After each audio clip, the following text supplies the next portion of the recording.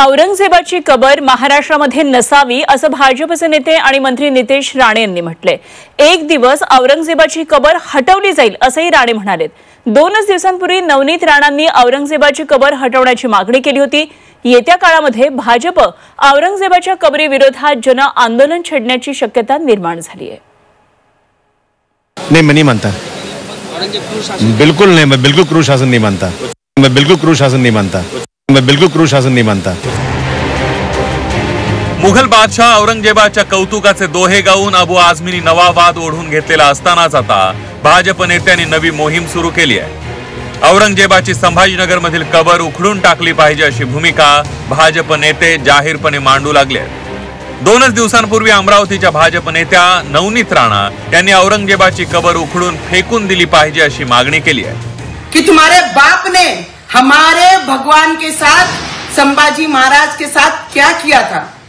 मैं इतना ही बोलना चाहूंगी, महाराष्ट्र गवर्नमेंट से एक विनती करूंगी, औरंगाबाद का नाम जिस तरीके से बदलकर हमारे भगवान संभाजी महाराज के नाम पे रखा है, जल्द से जल्द जो कबर औरंगाबाद में औरंगजेब की है वो उखाड़ के फेंक दीजिए और जिसे इतनी प्यारी है वो अपने घर में जाके वो कबर सजा लीजिए।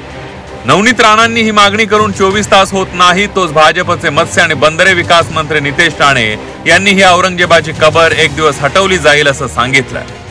औरंगजेब की कब्र को लेकर भी यह मुद्दा उठा है कि आप लोग की मांग है कि ये कब्र महाराष्ट्र में नहीं होनी चाहिए। और वो सबकी भावना है, सबकी भावना है। हर हमको किसी को लगता है कि उस गांधी जी की कब्र हमारे इधर क्यों रखनी चाहिए, मगर अभी हमारे मुख्यमंत्री जी और हमारी सरकार की भूमिका स्पष्ट है। अभी कभी का क्या होगा, कैसे होगा, वो आपके बोले बिना होगा। क्योंकि जब कोई भी गढ़ किलों के ऊपर जब कोई कार्रवाई हुई है तभी आपको बताया गया है क्या सुबह 5 बजे हुई है, 6 बजे हुई है। तो इसी तरीके से एक बार सुबह सुप्रभात या तो गुड मॉर्निंग हो जाएगी। संभाजीनगर जवळ औरंगजेबाची कबर आहे। ही कबर हटवण्याची भाजप नेत्यांची मागणी आता मंत्रीही करू लागले। त्यामुळे येत्या काळात औरंगजेबाची कबर हटवण्यासाठी एका आंदोलनाची तयारी तर होत नाहीये ना असा संशय व्यक्त केला जातोय। ब्युरो रिपोर्ट, झी 24 तास, मुंबई।